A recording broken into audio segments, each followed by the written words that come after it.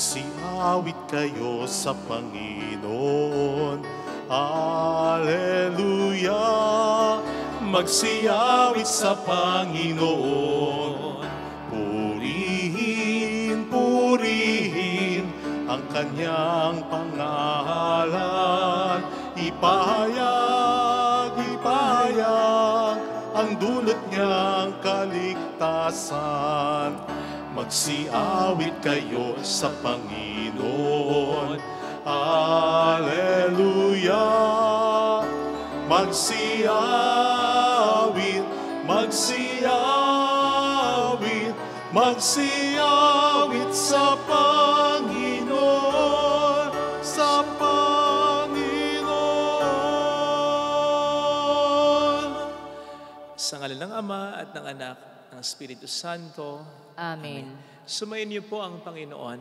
At sumaiyo rin. Pasalamatan natin ng Diyos sa pamamagitan ng misang ito, lalo na sa pamamagitan ng ating mabuting buhay bilang Kristiyano.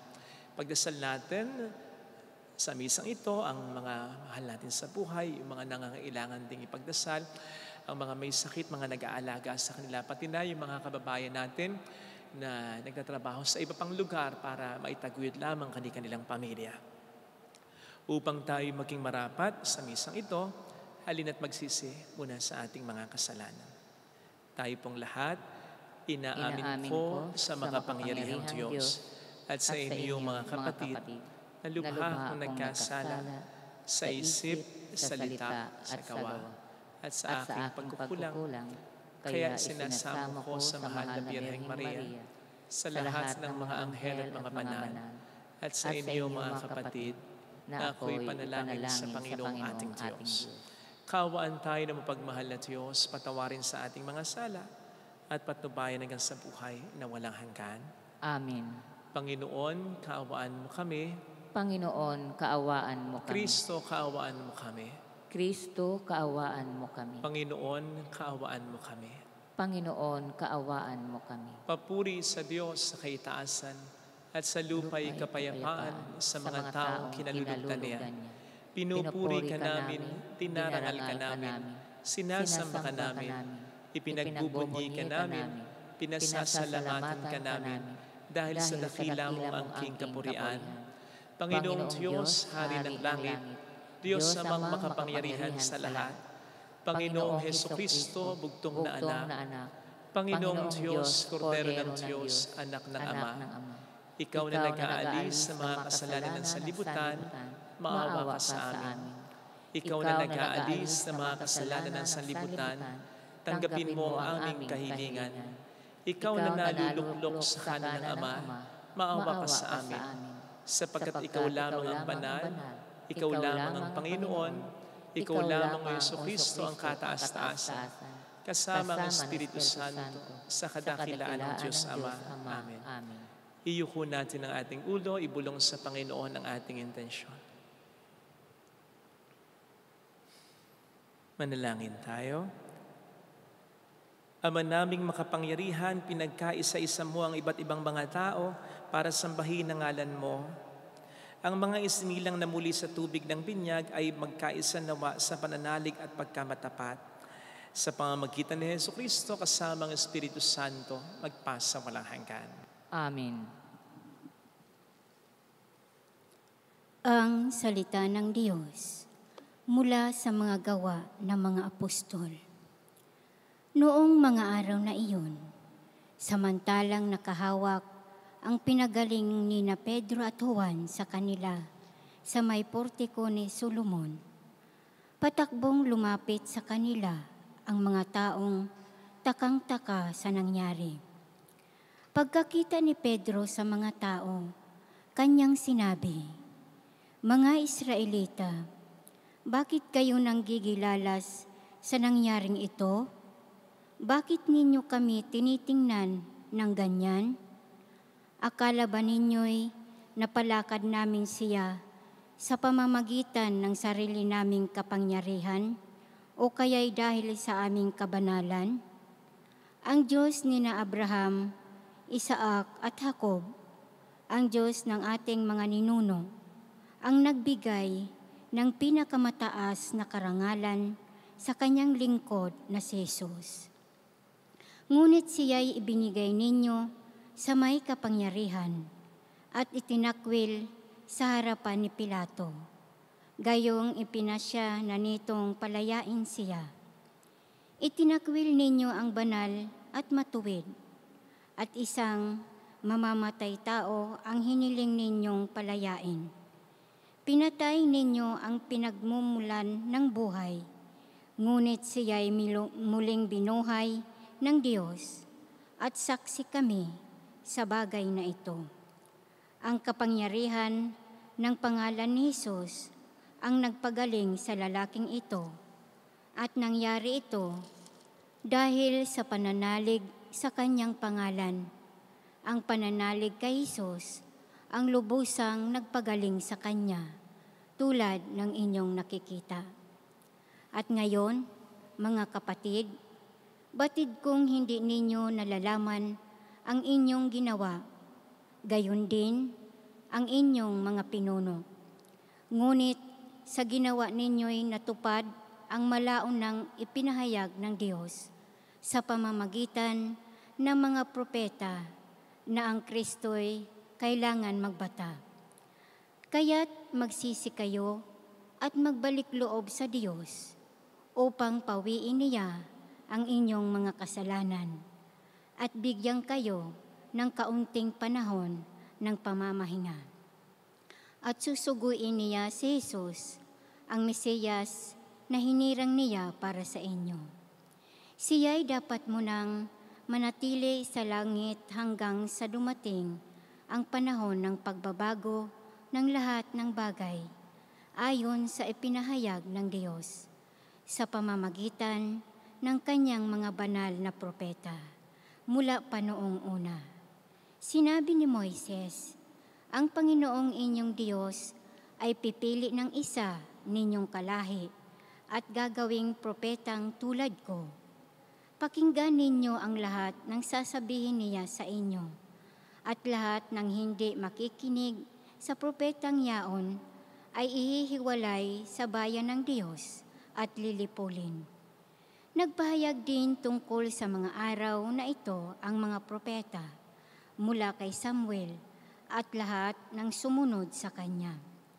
Ang mga pangako ng Diyos sa pamamagitan ng mga propeta ay para sa inyo at kasali kayo sa tipang ginawa ng Diyos at ng inyong mga ninuno ng kanyang sabihin kay Abraham, pagpapalain ko ang lahat ng angkan sa daigdig sa pamamagitan ng iyong lipi. Kaya't hinirang ng Diyos ang kanyang lingkod at siya'y unang sinugo sa inyo upang pagpalain kayo at tulungang tumalikod sa inyong masasamang pamumuhay. Ang salita ng Diyos. Salamat sa Diyos. Maningning ang iyong ngalan, poon sa sangkalupaan. Maningning ang iyong ngalan poon sa sangkalupaan. Ikaw, o poon, Panginoon namin, laganap sa lupa ang iyong luningning. Ano nga ang tao upang iyong alalahanin? Ay ano nga siya na sukal mong kalingain? Maningning ang iyong ngalan poon sa sangkalupaan. Nilikha mo siya na halos kapantay ng iyong luningning at kadakilaan. Pinamahala mo sa buong daigdig, sa lahat ng bagay, malakit maliit. Maningning ang iyong ngalan poon sa sangkalupaan. Mga baka at tupa, hayop na mabangis, at lahat ng ibong nasa himpapawid, at maging sa isda sa ilalim ng tubig. Maningning ang iyong ngalan poon sa sangkalupaan.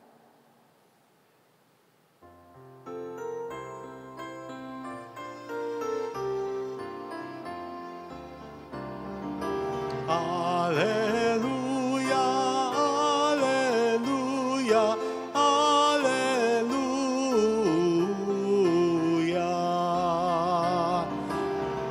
Alleluia, alleluia, alleluia.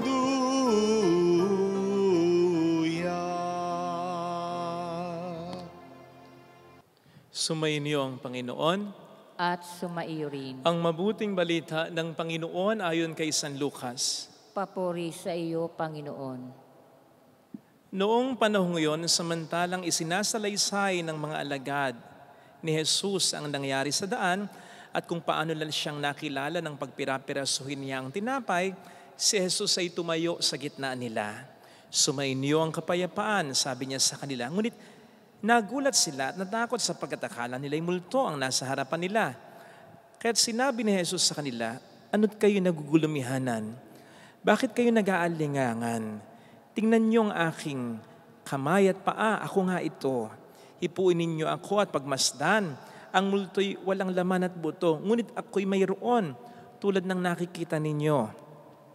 At pagkasabi nito, ipinakita niya sa kanila ang kanyang mga kamay at mga paa. Nang hindi pa rin sila makapaniwala dahil sa malaking galak at pagkamangha, tinanong sila ni Jesus, may makakain ba riyan? Siya'y binigyan nila ng kaputol na isdang inihaw, kinuha niya ito at kinain sa harapan nila.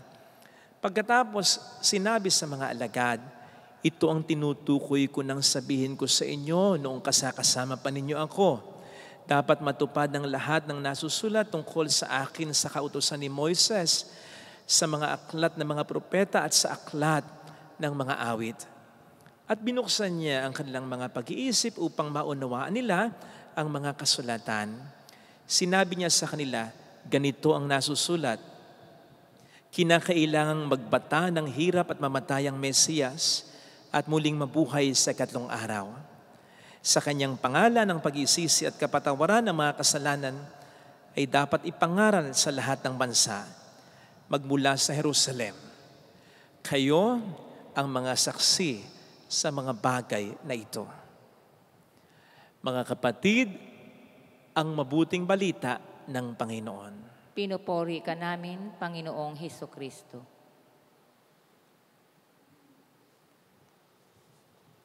Pamilyar po ba kayo sa tinatawag na April Fool's Day? Hindi po alam kung saan, kung kailan, at kung sino ang nagpasimula nito. Pero ang ibig sabihin, basically, ng araw na ito, April 1, araw ng lokohan, April Fool's Day. And so people during this time would come up with their jokes, with their pranks, that when done effectively, ay sa kanila isisigaw sa pinrank nila at ginoke nila, Happy Fool's Day! Na para bang prank lang, joke lang, lokohan lang.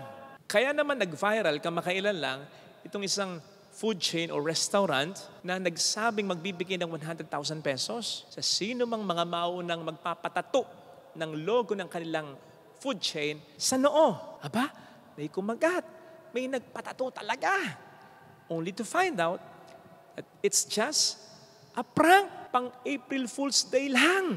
Imagine that. Yung hassle, yung hirap ng pagpapatato. Tapos ina-expect mo dahil sobrang nangangailangan ng pamilya mo. Totoo ito? Prank lang pala. Ang hirap nun. Depende naman ng food chain ay may instruction na kung kinlik lang at binasa lang yung instruction na yon, pang April Fool's Day lang talaga yung announcement na yon. As a result, hati ang opinion ng mga netizens tungkol dito.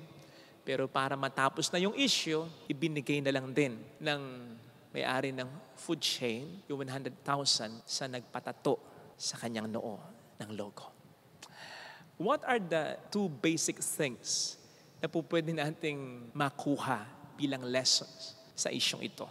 Una, Be careful kapag tayo nagpa-prank. Siguraduhin po natin na bago tayo mag-prank, plansyado na ang lahat. Especially yung safety, ha? Sapagkat yung isang prank ay po pwedeng magdulot ng hassle, ng sakit, ng kapahamakan, maging ng kamatayan, sa po pwedeng maapektuhan.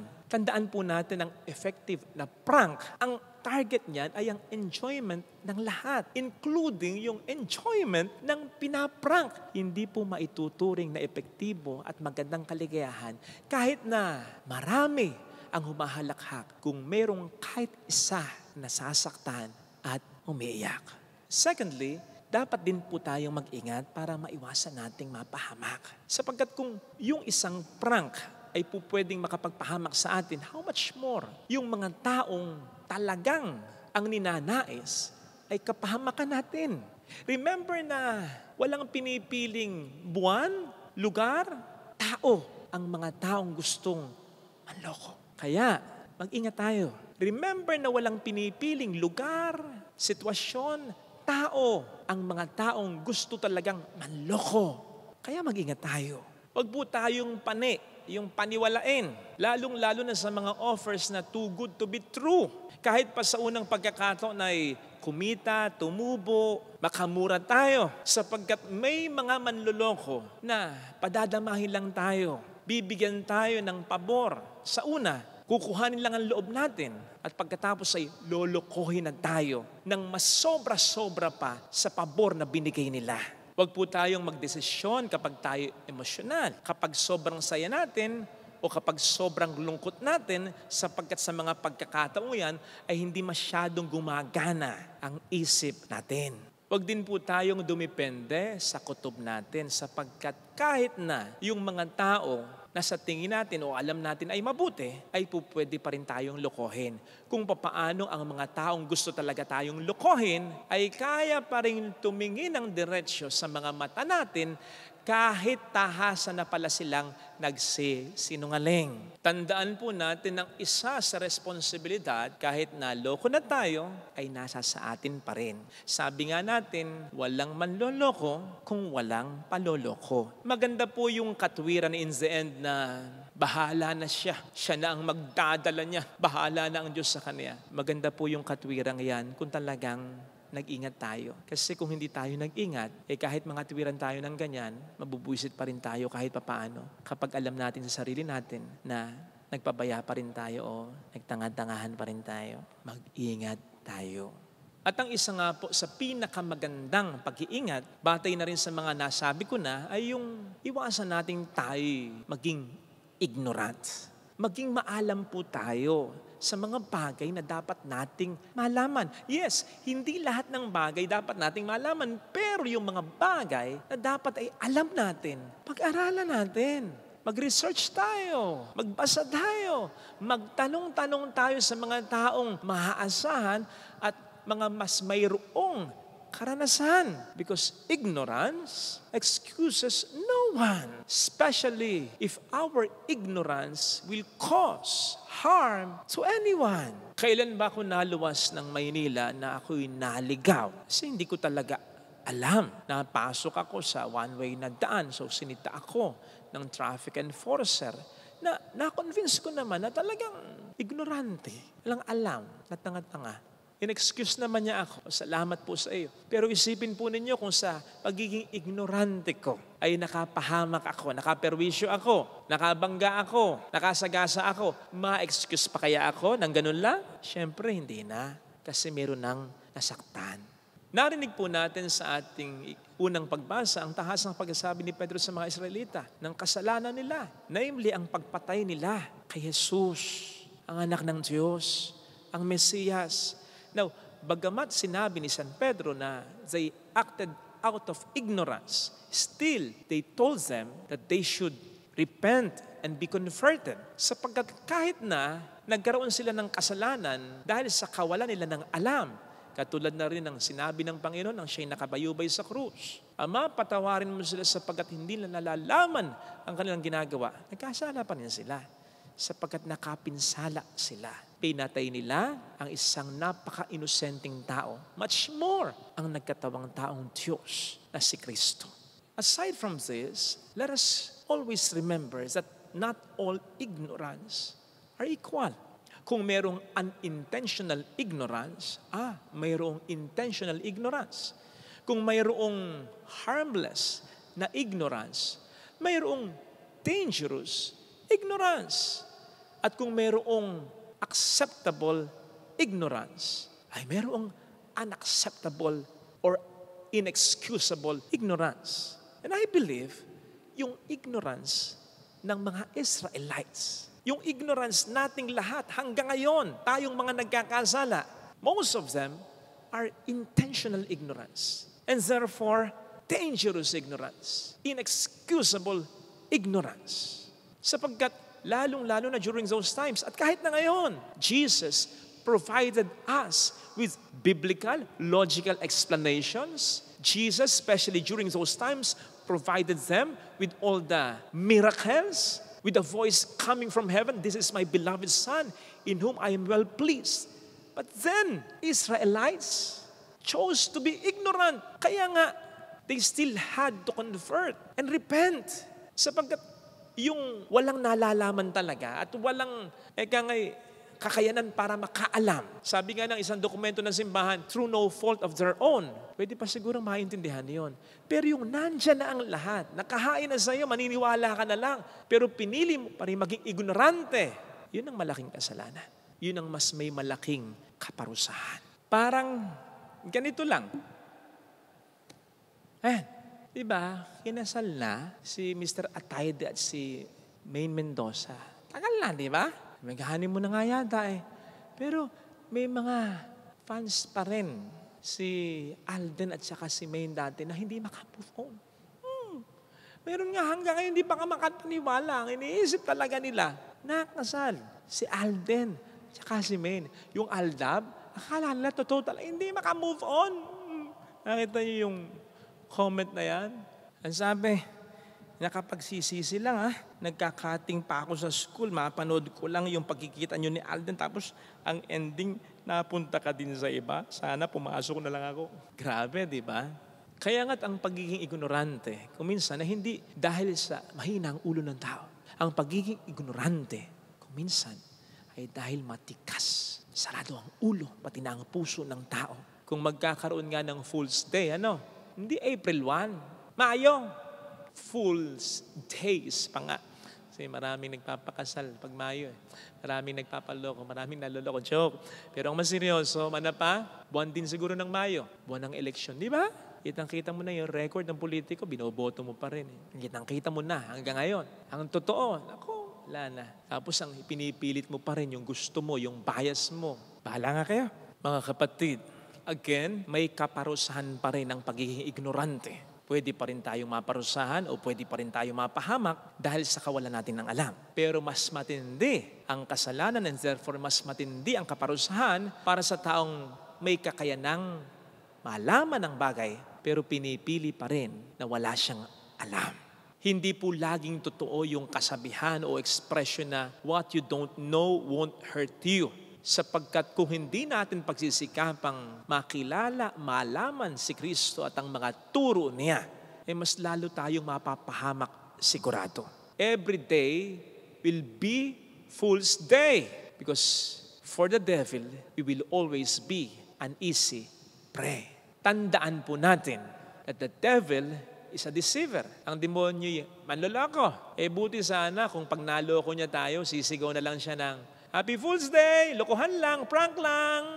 Tapos magtatawa. Hindi The devil will fool us in order to destroy us.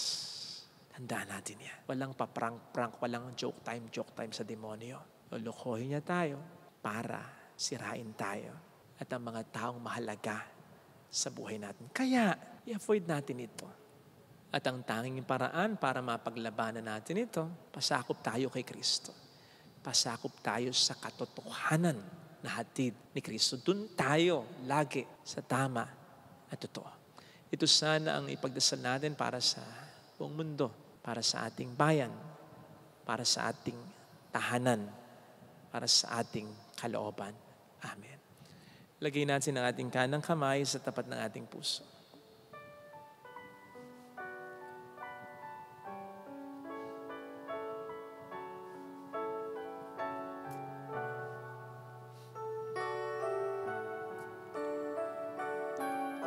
Awitin natin, alam kong may magagawa ang Diyos.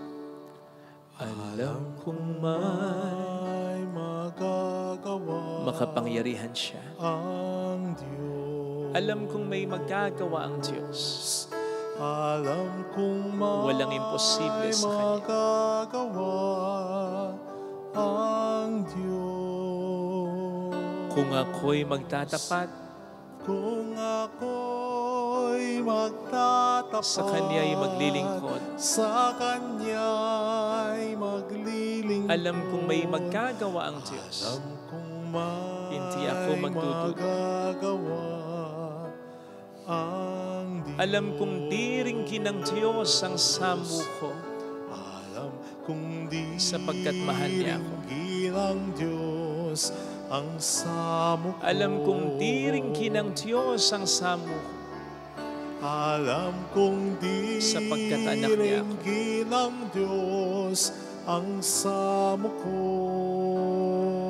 Kung ako'y magtatapat, Kung ako'y magtatapat sa Kanya'y maglilingkod, sa Kanya'y maglilingkod, alam kong diringgin ng Diyos ang samuko. kung diringgin ng Pikit natin ang ating Diyos mga mata. ang samo ko. Panginoon, kami tulungan mo na malaman ang katotohanan mo. At para dito ay sumunod ako. Huwag na sana akong magmatigas, isuko nawa namin ang buhay namin sa iyo. Tulungan mong ikaw ang siyang hayaan naming magpatakbo ng buhay namin. Sapagkat sa maraming pagkakataon, naloko na po kami ng mga taong ginagamit ng diablo para saktan kami. Once and for all, hayaan mo kami, tulungan mo kami na isuko ang aming buhay sa iyo. Hallelujah! Hallelujah. Purihin ang Diyos. Hallelujah!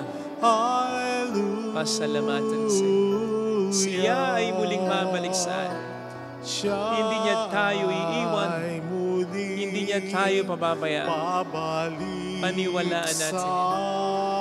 Hallelujah! Purihin ang Diyos. Hallelujah! Sa takdang panahon ay babalik ang Panginoon upang tayo ay kunin tapat siya sa Kaniyang mga pangako sa atin. Sabihin mo sa sarili, mayroong magandang mangyayari sa iyo. Higit pa sa inaasahan mo sapagkat mahal ka ng Diyos.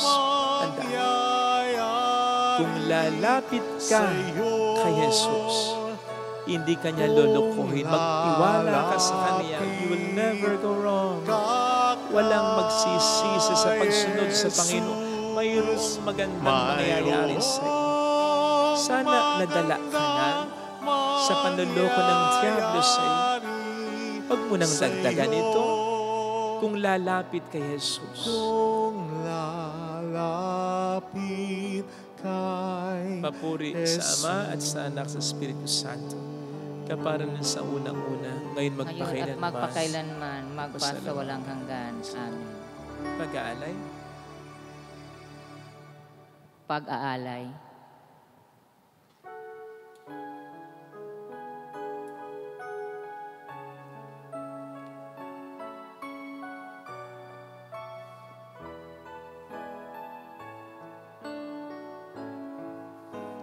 Naway dali ng iyong anghel ang aming panalangin sa iyong dambana. Katulad ng alimuyak ng insenso, umakyat sa kalangitan. Handog namin sa iyo, Ama, ang tinapay at alak na ito. Handog ng bayang umasa, sumasamba't nagmamahal sa'yo. Handog namin sa iyo, Ama, ang tinapay at alak na ito. Handog ng bayang umasa, sumasamba't nagmamahal sa'yo. Manalangin tayo, pang ating handog ay maging kalugod-lugod sa Diyos namang makapangyarihan. Tanggapin nawa ng Panginoon itong paghahain sa iyong makamay, sa kapurihan niya at karangalan, sa ating kapakinabangan at sa buong sambayanan niyang banal. Ama naming lumikha, kalugdan mo tanggapin ang aming mga alay na ngayon inihahain para sa mga hinirang, upang ang mga niloob mong mabiniyagan ay magkamit ng iyong tulong ngayon at kailanman. Sa pamamagitan ni Jesucristo, kasama ang Espiritu Santo, magpas sa walang hanggan. Amen. Sumainyo ang Panginoon. At sumaiyo rin. Itaas sa Diyos ang inyong puso at diwa. Itinaas na namin sa Panginoon. Pasalamatan natin ang ating Panginoong Diyos. Marapat na siya ay pasalamatan. Ama naming makapangyarihan, tunay nga pong marapat na ikaw ay aming pasalamatan. Ngayong ipinagdiriwang ang paghahain ng Mesiyas, ang maamong tupa na tumubos sa aming lahat. Ang iyong anak na minamahal ay naghain ng sariling niyang buhay. Siya ang tupang maamong umako sa kaparusahan upang mapatawad ang kasalanan ng sanlibutan. Sa pagkamatay niya sa banal na krus, ang kamatayan namin ay kanyang nilupig. Sa pagkabuhay niya bilang manunubos, pag-asa at pagkabuhay ay aming nakamit. Kaya kaisa ng mga anghel na nagsisiawit ng papuri sa iyo ng walang humpay sa kalangitan, kami nagbubunyi sa iyong kadakilaan. Santo, Santo, Santo, Panginoong Diyos ng mga hukbo, napupuno ang langit at lupa ng kadakilaan. Hosana sa kaitaasan. Pinagpala ang naparirito sa ngalan ng Panginoon. Hosana sa kaitaasan. Magsiluhod tayo. Ama naming banal, ikaw po ang bukal ng tanang kabanalan. Kaya sa pamamagitan po ng iyong Espiritu, gawin mo pong banal ang mga kaloob na ito upang para sa amin maging katawan at dugo ng iyong anak na aming Panginoong Hesukristo. Bago niya pinagtiis ang kusang loob na maging handog, hinawakan niya ang tinapay, pinasalamatan kaniya, pinaghati-hati niya iyon, iniabot sa kaniyang mga alagad at sinabi, tanggapin ninyong lahat ito at kanin. Ito ang aking katawan na iahandog para sa inyo.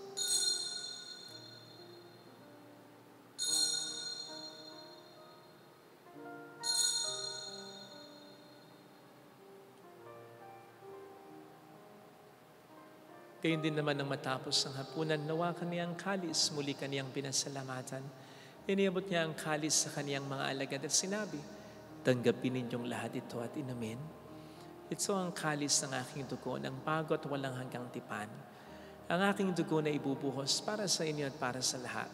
Sa ikapagpapatawad ng mga kasalanan, gawin niyo ito sa pag-alala sa akin.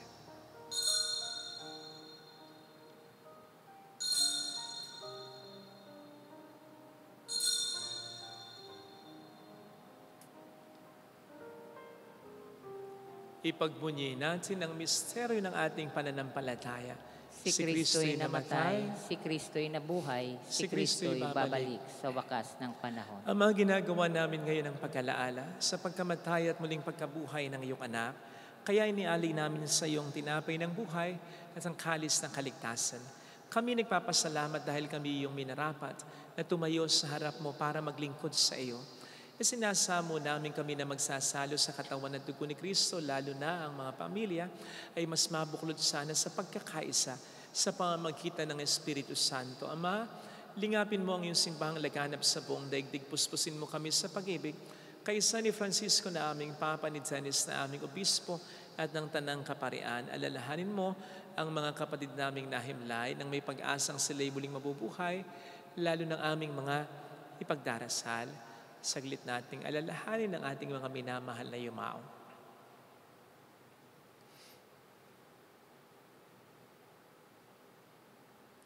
Kaawaan mo sila at patuloyin sa iyong kaliwanagan. Kaawaan mo at paging tapatin kaming lahat na makasalo sa iyong buhay na walang wakas. kaisaang mahal na Birhen ng Lazaret, ang ina ng Diyos si San Jose, ang kabiyak ng kanyang puso, lahat ng mga banal na namuhay dito sa daigdig ng kalugod-lugod sa iyo, may pagdiwang nawa namin na pagupuri sa ikararangal mo sa pamamagitan ng iyong anak na aming Panginoong Hesukristo. Sa pamamagitan ni Kristo kasama niya at sa Kanya, ang lahat ng parangal, papuri ay sa iyo, Diyos samang makapangyarihan, kasamang Espiritu Santo magpa sa walang hanggan. Amen. Tumawag tayo sa ating Ama.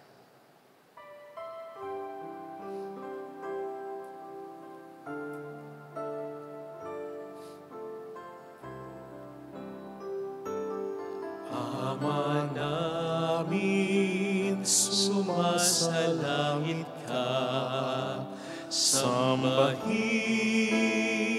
ang ngalan mo, mapasamin ang kaharian mo, sundin ang loob mo, dito sa lupa para ng sa langit. Bigyan mo kami ngayon ng aming kakanin sa araw-araw, at patawarin mo kami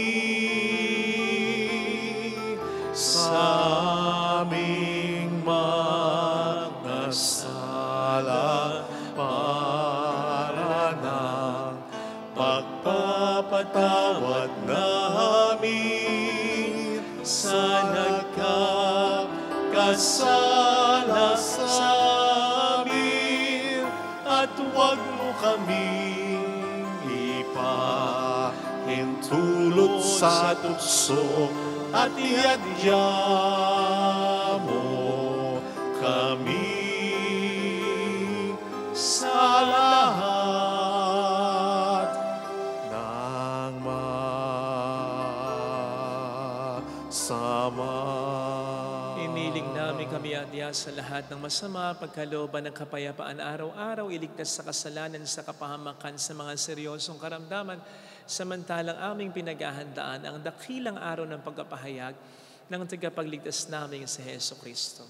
Sapagkat iyo ang kaharian, ang kapangyarihan at ang kapurihan magpakailanman. Amen. Panginoong Hesukristo, sinabi mo noon, sinasabi mo rin sa amin dito ngayon, kapayapaan ang iniiwan ko sa inyo, aking kapayapaan ang binibigay ko. Tunghayan mong aming pananampalataya, huwag ang aming pagkakasala, pagkalooban mo kami ng kapayapaan at pagkakaisayon sa iyong kalooban, kasamang Espiritu Santo magpasa walang hanggan. Amen. Ang kapayapaan ng Panginoon ay sumainyo nawang lahat. At sumaiyo rin. Magbigayan tayo ng kapayapaan sa isa't isa. Peace be with you. Kapayapaan. Peace be with you. Kordero ng Diyos, na nag-aalis ng mga kasalanan ng sanlibutan, maawa ka sa amin. Kordero ng Diyos na nag-aalis ng mga kasalanan ng sanlibutan, maawa ka sa amin. Kordero ng Diyos na nag-aalis ng mga kasalanan ng sanlibutan, ipagkaloob mo sa amin ang kapayapaan.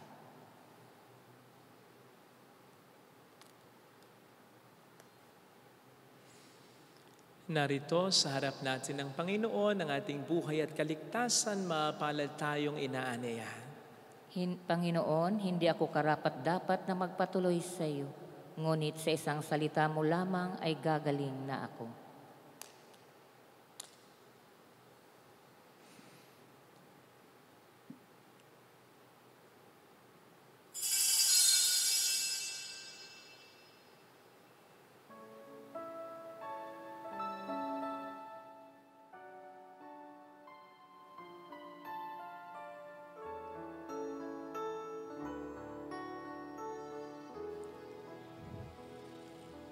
Panalangin para sa espiritual na pakikinabang. Panginoong Hesus, ako ay naniniwala na ikaw ay nasa kabanal-banalang sakramento. Iniibig kita ng higit sa lahat at ninanasa kong tanggapin ka sa aking kaluluwa. Sapagkat sa mga sandaling ito, hindi kita matatanggap sa sakramento. Tumuloy ka sa espiritu sa aking puso niyayakap kita na parabang naririto ka na. Inaalay ko ng buong buo ang aking sarili sa iyo. Huwag mong hayaang mawalay ako sa iyo. Amen. Ang iyong kabutihan at mga gawa mong makapangyarihan. Aking sasabihin na ikaw ay dakila, kabaitan mo'y awitin tuwina.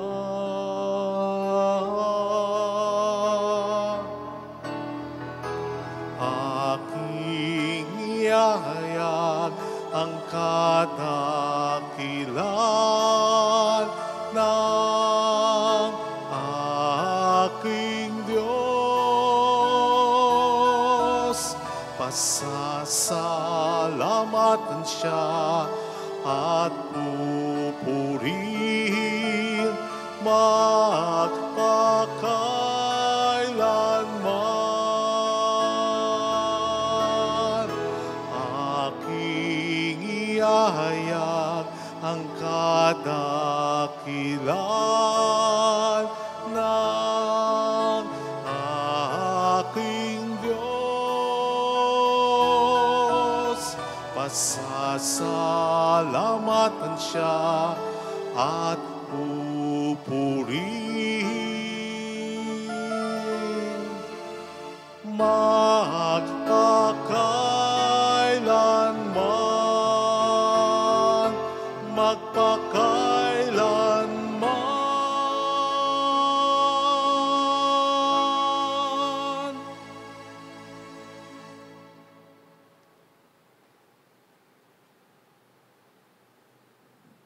Manalangin tayo. Ama naming mapagmahal, ang aming mga pagluhog ay iyong pakinggan para sa pagkakamit ng iyong tulong sa amin araw-araw at para sa pagkakaloob ng ligayang walang katapusan na pawang idinudulot ng banal na pakikinabang. Sa pamamagitan ni Jesucristo kasama ang Espiritu Santo magpasa walang hanggan. Amen. Holy God, Holy Mighty One, Holy Immortal One. Have mercy on us and on the whole world. Holy God, Holy Mighty One, Holy Immortal One. Have mercy on us and on the whole world. Holy God, Holy Mighty One, Holy Immortal One. Have mercy on us and on the whole world. Jesus, King of Mercy. We trust in you. Alalahanin, O mahal na Birhen Birhen ng Lasalit, ina ng pag-asa, ikaw ang nagpaalala sa aming magbalik loob sa Ama. Ito ang nagpapatunay na kagandahang loob mo'y nanatiling busila. Sa pag-aaruga mo sa amin, tungkulin mo'y tinupad. Sa paanan ni Kristo, itinuring mo kaming mga tunay mong anak. Kaya ninais mong ni Isay huwag mapahamak. Maging sa iyong walang tigil na pananalangin, patiluhay pumatak. Huwag naman mawala ng saysay ang iyong paghihirap. Hiling nawa namin sa iyo, o aming inang liyag, na matapos ang pakikibaka namin sa mundong ito at sa pananatili naming tapat kay Kristo. Sa kapurihan mo'y makibahagi kaming ganap upang kung nasaan ka ngayon ay maparoon din kaming lahat. At ang kaganapan ng kaluwalhatian ng Diyos Amay tuluyang matupad siya nawa. Mahal na Birhen ng Lasalet, tagapagkasundo ng mga makasalanan, ipanalangin mong walang patid kaming mga dumulog sa iyo. maraming salamat po sa inyong pagtulong, sa inyong pagtangkilik, lalo na sa mga nagpapadala ng kanilang tulong through our GCash and bank account. Marami pong salamat. Ito po ay para sa patuloy na paggawain at pagbabayad ng mga pinagawa na natin. So maraming salamat po sa inyo. Thank you. Sumayin niyo ang Panginoon at sumaiyo rin. Pagpalain kayo kasama ng ating pamilya ng mapagmahal na Diyos, ng Ama at ng Anak, ng Espiritu Santo. Amen. Umayo tayo sa kapayapaan ni Kristong muling nabuhay. Alleluia, alleluia. Salamat sa Diyos. Alleluia, alleluia.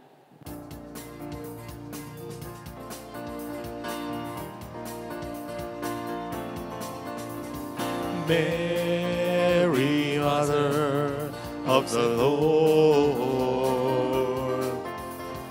hear the prayer we sing to you. Let your tears sip in our minds and hearts, as once they fell at Nazareth. Tell your people how to live again. Tell your people how to sing again. Tell your people how to dance again. Tell your people how to pray again. Mary, Mother of the Lord, hear the prayer we sing to you. Let your tears sip in our minds and hearts, as once they fell at Nazareth.